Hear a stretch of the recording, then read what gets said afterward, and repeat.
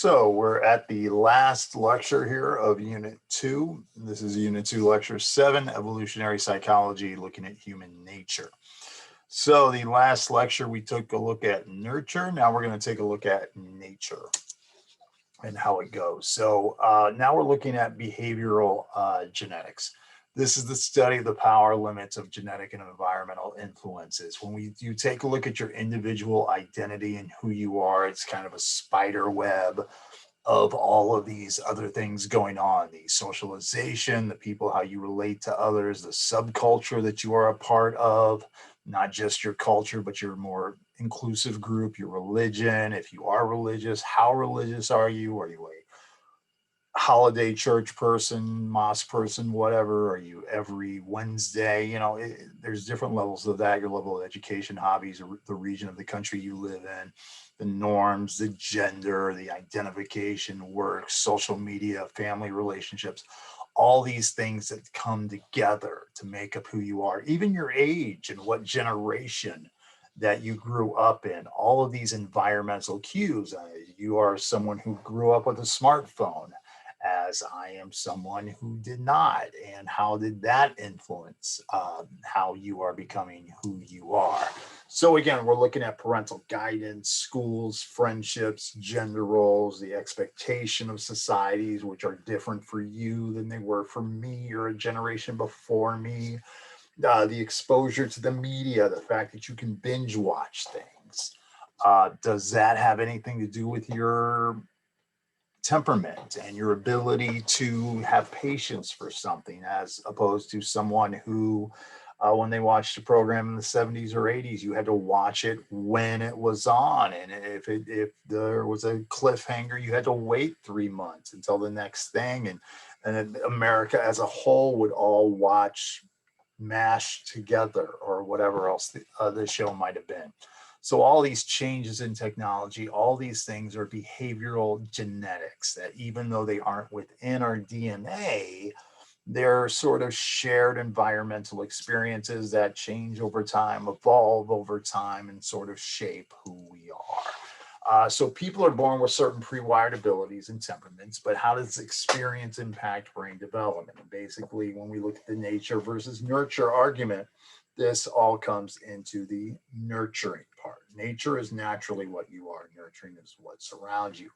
Rosenwig and Kretsch did an experiment in 1987 where they took rats and they were doing all these experiments with rats. But then what they started to notice that there were some rats that were a little happier, and there were some rats that you could actually detect levels of depression in them. So what they tried to do is they tried to see what was it the setup of their environment that sort of impacted them. And so they would take a group of rats and they would put them in what were called an impoverished environment, an environment where over here you just had a rat in a cage and water, and the cage wasn't changed that often, etc.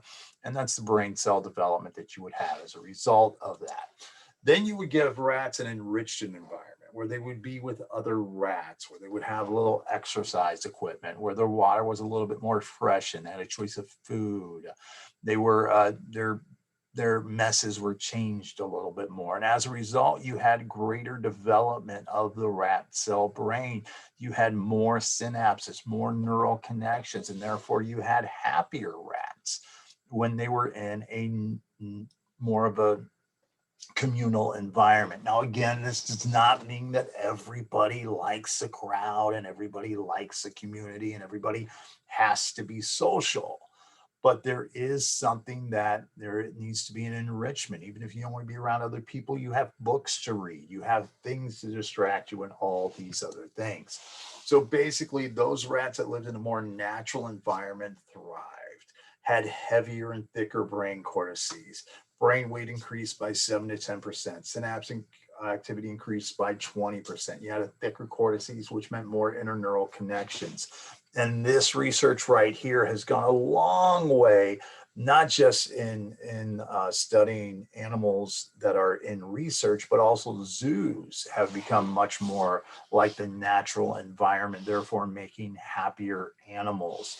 Schools have now been set up to be much more home-like in their environment, which makes them, you feel a little bit more like at home than in these concrete jungles, as they used to be called. So simply looking at video could show happy rats and sad rats. And again, this had a huge impact on zoos and zoos development.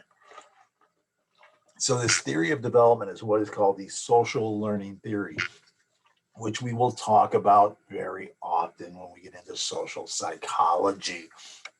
And it's basically the idea of yes, we are who we are, but we're also impacted on what we are surrounded by in our lives. And at what point are we surrounded by those things in our lives? We have our personal thing that we are, but then it comes to these environmental factors on what are the social norms, what is our access to education, what is our access to hospital care, what is our access to interacting with other sorts of influences, technology, whatever else the case may be. And as we age, the people we surround ourselves with will either gain or lose influence as we change our priorities and strive towards independence. There's basically three stages of development that we're talking about where you change your environment a great deal. From 0 to 5, the greatest impact on your environment are your parents. Your parents teach you what your native language are. Your parents teach you right for wrong. Your parents teach you morality, religiosity, all of these other things. They have a 100% monopoly on who you are, can you trust, what is honesty, what is funny, all these things. Your parents have more influence on you during these first 5 years. And it's extraordinarily important because even though other groups will have influence later, they're the first ones to get in there and leave their fingerprints all over you. And then from about 5 to 12, it starts to become schools because it starts to become, okay, how do I adapt with others? Oh, there's other adults who know things. Oh, I have to wait my turn in line. Here's how I rank compared to other kids. So you start to have those environmental impacts of schools and norms and regulations that go with those. And then where you're at right now from 13 forward, it becomes your friends. And your friends have the most influence on you. Now, granted, who your parents are and what schools they put you in has a lot to do with which friends you choose. But as far as the influence of who you want to be with and who you want to impress, it's your friends. And the other thing is because your friends are also a temporary relationship. Your friends, your family is always going to be your family. So sometimes we can take them for granted, but your friends, oh, they've got that A bomb. They could decide we're not going to be friends. And then so you suddenly have to sort of give in to them a little bit more because of that. Your mom's always going to be your mom. Your dad's always going to be your dad. Your brother's always going to be your brother. We become a little bit more abusive towards those relationships, take them for granted. You see right here that friends don't have a huge influence when you're 1, 2, 3, 4 years of age. But then as you get up here, especially in those teenage years, there tends to be this huge jump and then it starts to whittle down a little bit more. And your parents start to become a little bit important as you become older and especially as you start to become parents on your own. Now, this idea of gene environment interaction, the genetics that we have are not independent of the environment that we are in. So it is this idea of it's not nature versus nurture. It's more that nature is via nurture because our genetic traits are going to influence a great deal how we are treated. You know, somebody who is born incredibly attractive is going to get different levels of attention than someone who isn't, and their environment is going to be different. Somebody who is born extraordinarily tall or who matures very quickly and is athletic, they're going to have an environment that's going to be different than someone who is not. So again, identical twins are more likely to have the same memories of their parents than fraternal twins or others because the identical twins are treated more similarly than just a couple of brothers or a brother and a sister who are fraternal. People who have the gene for intelligence are more likely to read to their children, not only pass their gene for intelligence, but also pass habits for intelligence. People who have a gene for athleticism are not only passing on the genetics of athleticism to their children, they're possibly more likely to sign them up for sports. People who have a gene for obesity are not only going to pass on more fat cells to their children, but they're probably also going to pass forward a more sedentary, sit in front of the TV lifestyle, and a worse diet is going to go with that as well. So again, there is our genetics, but there is our environment, but our environment is sometimes in relation to what genetics we tend to have. And this nurturing begins in the womb. We can make all sorts of arguments about when does life begin? Is it conception? Is it birth? Is it, when you get your first social media account, whatever. But the true parenting begins the moment you realize there's a pregnancy, because that nurturing right there that is going on inside the womb. Identical twins can have separate experiences or they can have similar experiences. Separate placentas, which are 25% of identical twin cases.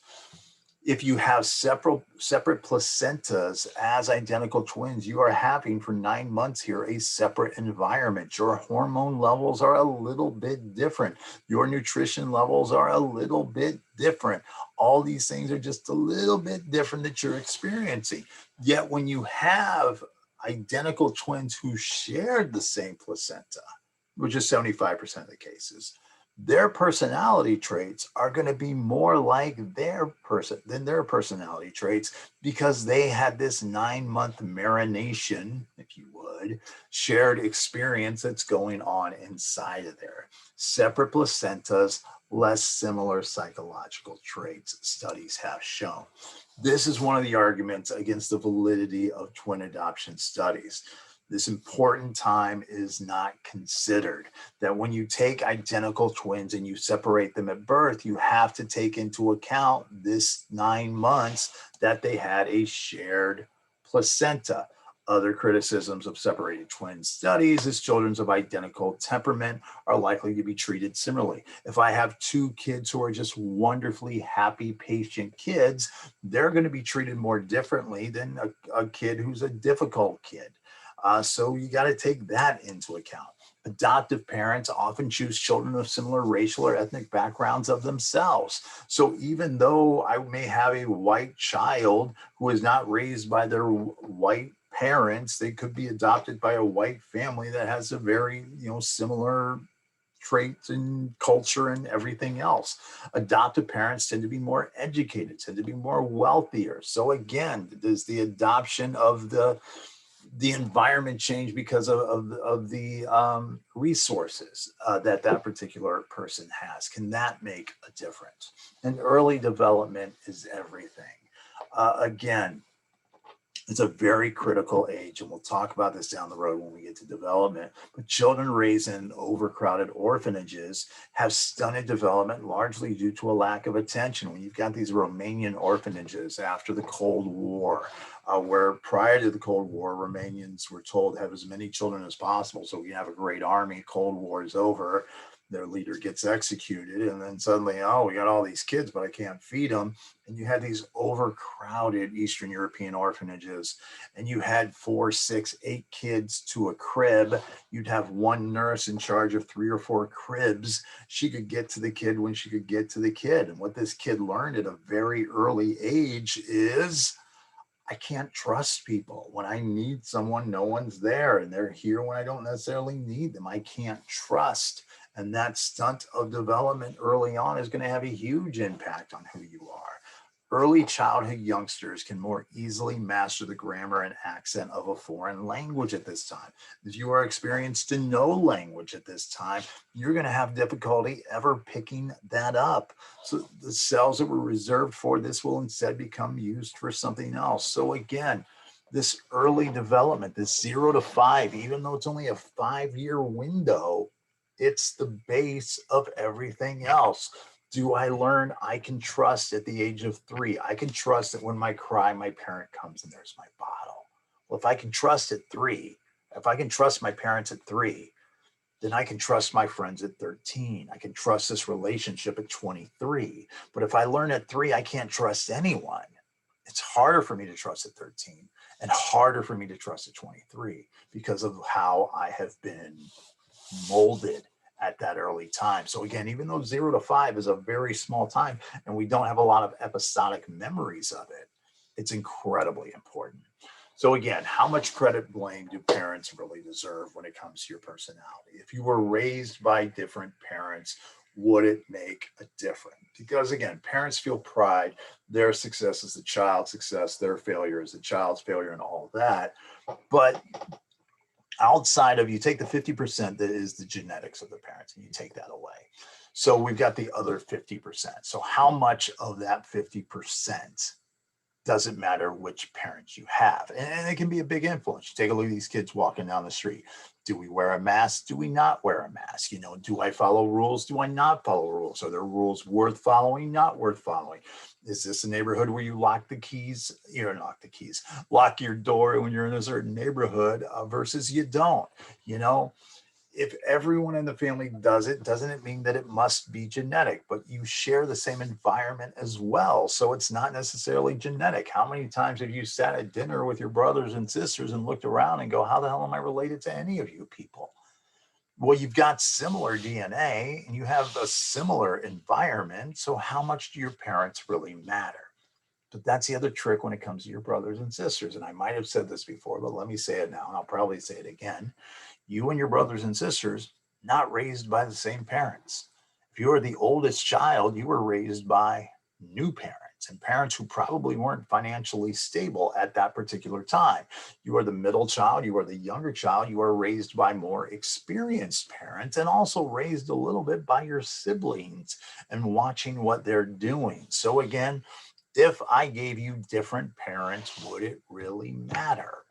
That's the big question that we really got to look at. Marshmallow test conclusions on parenting. Those who grew up in safe, predictable environment tended to employ slow strategies, wait for the reward. If I grew up in an environment where parents make me promises and those promises are kept, I'll wait for the second marshmallow.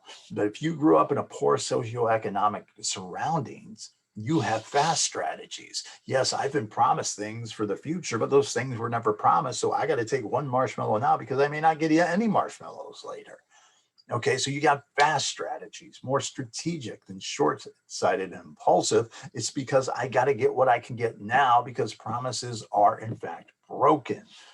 So it's not a matter of willpower. Again, it's a matter of being smart. If it was simply parents, we're different from our siblings. As I talked about before, if you're changed, would it really change who you are? And studies basically say DNA accounts for 40 to 50% of your personality. Shared environment, how your parents raised you, typically accounts for about 7 to 10%. So your DNA is already 50%. Then your parents are going to be about 10%. Two children in the same family are on average as different from one another as two randomly selected strangers. Because even though you get your parents' DNA, remember how much our DNA is alike, 99.9% alike. So again, environment gets a little bit more into it. It's a factor. Your parents are a factor, but they are not the only factor. So taking into account that 16 to 26% is unknown, what accounts for the 27% of non-shared environmental factors? That's sort of what we're looking at here. Of course, one of the big things is your peers. Those people that we choose to surround ourselves with have a great impact on our development.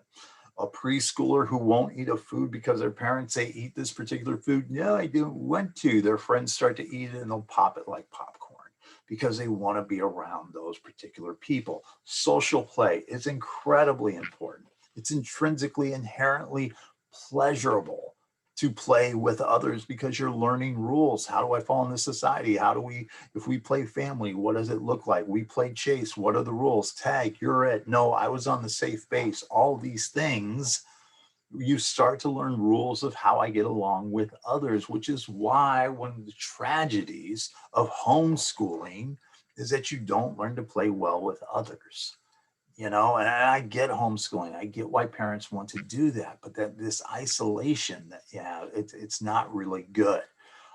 Kids not attracted to play early on tend to show signs of isolation as adults. A child who hears English spoken with one accent at home and another accent with their peers is going to develop the accent of their peers as their more dominant accent. This also includes adapting to friends' culture and everything else. You pick up, the slang that you use. It's because you hear what your friends are saying. That's going to be a huge influence on you. Teens who smoke and drink are more influenced by peers than by their parents' actions. You'll make excuses all the time. Well, you smoke cigarettes. Well, you drink beer. That's why what's wrong with me? You're not doing it because your parents are. Your parents aren't at home vaping bubblegum vape. You're doing it because that's what your knuckleheaded friends are doing. And they're telling you to do it to be cool, whatever else, fit in, whatnot. And a lot of times when your friends are telling you to do things, the reason they're putting peer pressure on you, it's because they don't want to be the only one. They're trying to get you to conform so they're not isolated, but you do it too. So I don't feel so weird about it. Many focus on friends' approval because, again, the relationship is of your choice. You're more frustrated with your family because you feel stuck with your family. You take your family for granted because your family's always going to be there.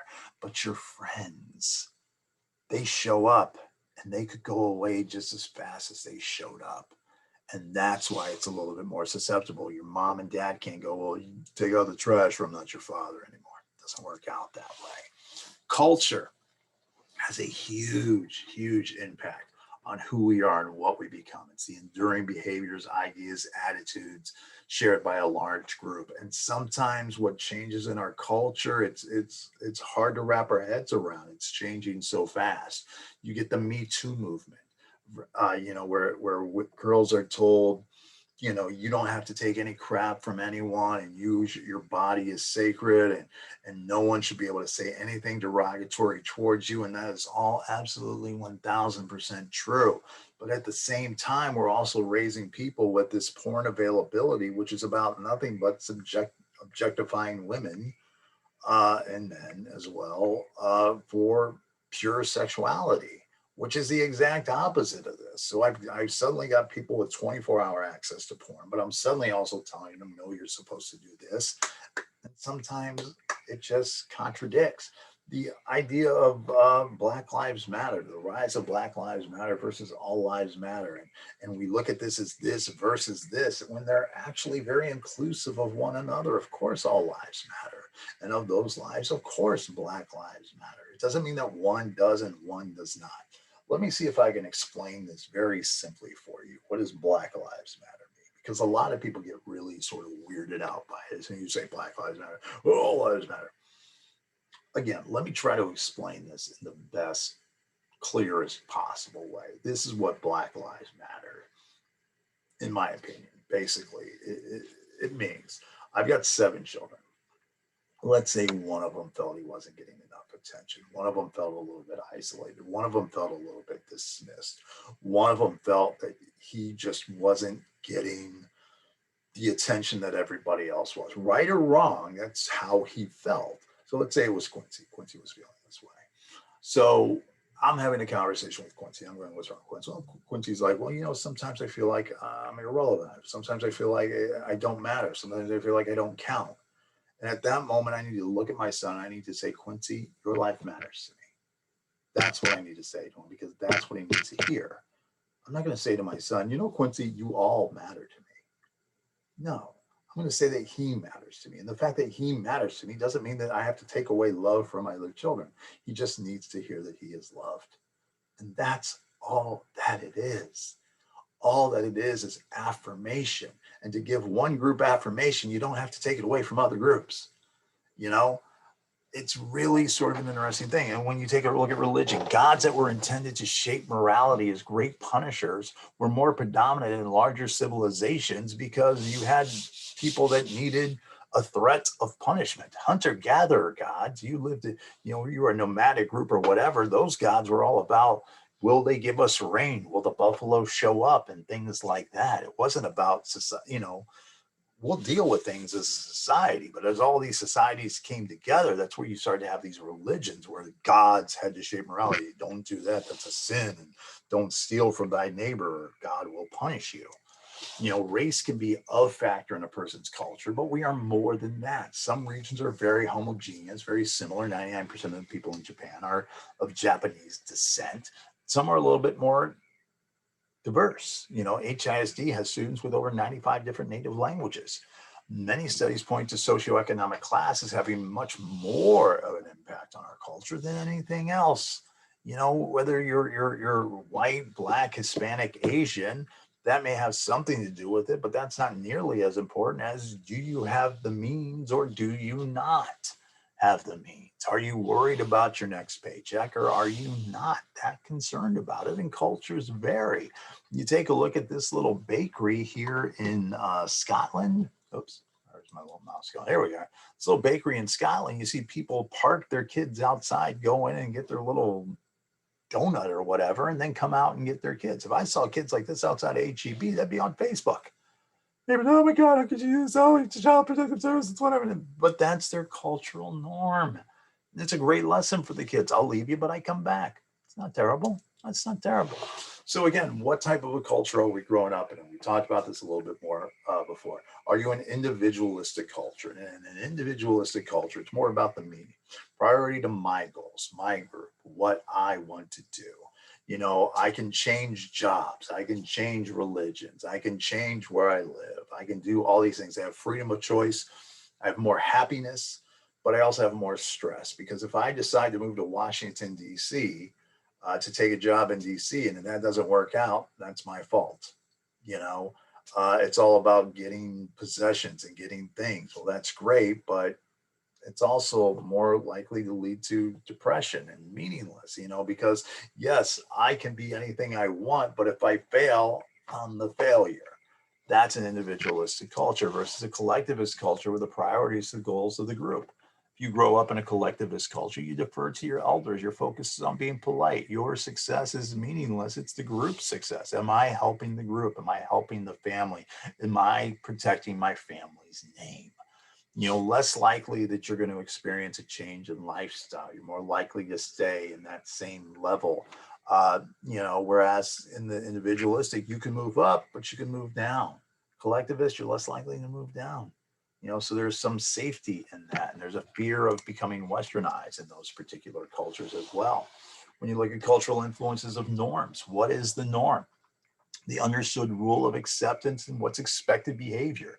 The size of a car, which is very important in America, because you are seen in your ride. You'll go by some, areas of people living, and it's just, terrible housing, whatever, but they got amazing cars, because people are going to see me in my car. They're not going to see my home. How we greet people. Am I religious or not? Gestures that we make with our hands, all that 93% of communication, that's nonverbal. The pace of life that we have. The fact that in places like France, you're not allowed to email workers past 7 p.m. Whereas I'll get an email from my AP at 9:30 and saying, hey, this is for school tomorrow. I'm supposed to check in on that. So what's the space when you look at the changing of people who met online? Back when the internet was coming online in the 90s, if you say, where'd you meet your girlfriend? I met her on the internet. What are you, a loser? Are you in the dark in a chat room? What are you, weird? It was just looked at as so taboo and embarrassing. But nowadays 20% of heterosexual couples and much higher rates of same-sex couples meet online. It's a very common thing, not as much to be ashamed of. And this cultural gene environment interaction that we have carries on from generation to generation to generation, and it's passed on. You take a look back at the South. I mean, the deep South, the Confederate South, I guess that we're standing in here right now. This is rooted back in European pastoralists, where we were nomadic herders with little organized government, and it led to a code of honor. We've got to take care of things because there's no government to do it. And then when you move to the South, the South was very rural population. You would not see a government official, so you had to take care of your own things. So the American South was built on immigration of these pastoralists and their traditional ways, focused on legacy, tradition. You had the Hatfields against the McCoys. It's my family, it's my honor. The fact that General Lee, who was a great American general, joined the Confederates because he was a Virginian first. You know, you carry out justice was viewed as a requirement due to the absence because there was no real legal system, or it was a legal system you disagreed with. You know, you passed civil rights. I don't like civil rights. There was common law, there was lynch law, and they were the same. If you didn't agree with the law, you took the law into your own hands. Dueling was very commonplace. And dueling wasn't about you wanted to kill someone because of what they believed in. It was more of I was willing to die for what we believed in. And as a result, if you look at the South in 2021, there is still remnants of that traditional pastoral honor system that's still there. A slight of honor is looked at as much, much more important than anything else. A lot of killings in the North, the Midwest, the West are strangers, whereas killings in the South tend to be someone that you knew. And it was because they offended you in some way. And it was my honor that was taken in. They did a study. People were asked to drop off a piece of paper. With half of them got bumped in along the way and were called a name. Measures of cortisol and testosterone levels were taken on both these groups. Then subjects were then told a story of a guy hitting on a person's fiance. Massive change in Southerners who imagined that there was a violent outcome. You see here, this is the percentage change in the cortisol level. This is the percentage change in the testosterone level of Southern subjects. These were the controlled subjects that didn't have anybody bump into them. Okay, and should there be a punishment for this person? But those who were bumped into and insulted, they had in the North, the change wasn't that great. The South, it was much greater. So if I was bumped into and if I was insulted, then and it's about my honor. And now I look at this story of this person, it's about their honor, much more likely to imagine a violent outcome in those particular states. Okay, memes, which you are very, very memes, whatever you want to pronounce it. This is passed from one entity to another and it's taken on. And again, with the internet, these are things that go viral. And at the time, they seem like the most important thing in the world. But when's the last time anyone did an ice bucket challenge? When's the last time anyone's made a Harlem Shake video or planking or flash mobs or any of these things? At the time, it seemed like, oh my God, it's the most important thing. I've got to be a part of it. If I'm not a part of it, I'm not part of this culture. But it comes and it goes and it's going to be replaced by the next thing. As much as things seem to have changed, folks, they stay the same. And as much as technology gets added in, being a kid is still being a kid, being a teen is still being a teen. 80s fashion. When you think of 80s day, this is what a lot of you guys have. When you have your homecoming weeks, whatever, let's have 80s day. A lot of you guys are dressing up like this. Do you really think I dressed up like this? Do you think I had either of these two outfits? Do you think I'm hanging out with people that are jazzercising all the time? Of course not. Of course not. Those are caricatures of the time. This is what people looked like back in the 80s. You look like this. You look like these 5 kids in Saturday D Hall or these 3 kids skipping school over here. And if I had somebody dressed in this jacket or this jersey with that haircut or this outfit here or the Letterman jacket or the denim jacket or the sweater and khakis, they could walk through the halls of your high school and you wouldn't think twice about it. These people a little bit different. But jeans and a t-shirt is jeans and a t-shirt. And it's kind of, being a kid is going to being a kid. Going through these changes is going through these changes. You guys can watch a movie like The Breakfast Club where there is no social media. You guys will watch shows like Friends, The Office, stuff like that. It's an entirely different era, yet you can still identify with the stories because being a human is being a human. Now, when it comes to gender identity and psychology, the characteristics were biologically or socially influenced by which people define male and female. This is behavioral. This is not genetic. This is not an XY chromosome thing. It's an attempt to explain different behavior. What typical men are supposed to be like, what typical women are supposed to be like. This is the gender that you identify with as the more masculine or the more feminine. That is your gender identity. It is not your X or Y chromosome. It is what you identify with being. So when it comes to gender typing, this is the process by which a child becomes aware of their gender, thus behaves accordingly by adopting the values of that. The fact that boys are told to play sports, be more aggressive, be competitive. Games like King of the Mountain. There's no Queen of the Mountain. It's King of the Mountain. And girls are told to have a princess party. There's no prince parties. Should be a Prince party. Prince is really good music. But that's what they're told to be submissive. Wait your turn. Sit down. Don't be aggressive. You got a little skirt on, crisscross applesauce.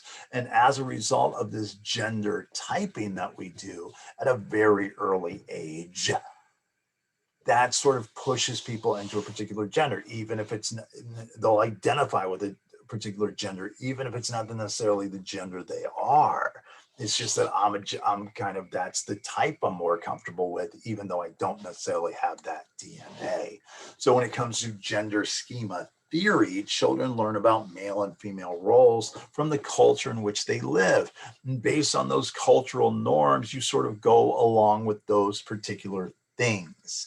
And these are the earliest stages of development we have: the blue, the pink that we wear, your hair short, your hair long, all these things that go on and sort of identify these genders and these gender roles, which again are changing rapidly. And I don't mean that men are becoming girls and girls are becoming men, but what it is to be a man and what it is to be a woman are changing dramatically. The idea that the woman could be the top wage earner, the idea that a woman could have kids without a man being around, the idea that a man could be a stay-at-home father. These are all sort of changing gender roles that we're seeing, and we're seeing a lot of resistance to it as well, where people are like, it's not the way we used to do it back in the old days. And when you see these older boomer silent generations, the way that they see are these things okay? Single women deciding to have children.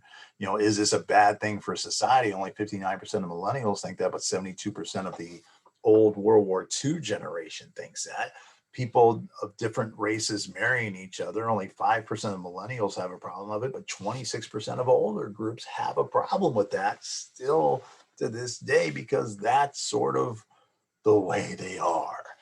So again, we have these changes in gender roles, but women are getting ready to take over this planet, and you're starting to see it here. You go back to the 70s, you had 60% of the people on a college campus were guys, only 40% were girls. This changed dramatically in the 90s, but even in the 90s, women were still going to a college campus to be a husband. But now what you've got is women are going to a college campus to start a career. I'll start a career first. I'll have kids later. They're waiting longer to have kids, get married, do all these other things. And fewer men are showing up on college campuses. As a result, women are getting more bachelor's degrees than men. Women are getting more master's degrees than are men. When it comes to doctorate degrees, PhDs and stuff like that, where men used to be up top, here they come, here they come, here they come, here they come, women are passing them. And we're seeing this happen again and again and again. Women are passing by men with new expectations and new standards and all these other things and what's acceptable. And for a lot of guys, this is really sort of what am I supposed to be? What is my role? How does this affect me? And it's a change in society we have. And we'll pick up more with that in the next unit. Okay, but this should wrap up unit 2 for you.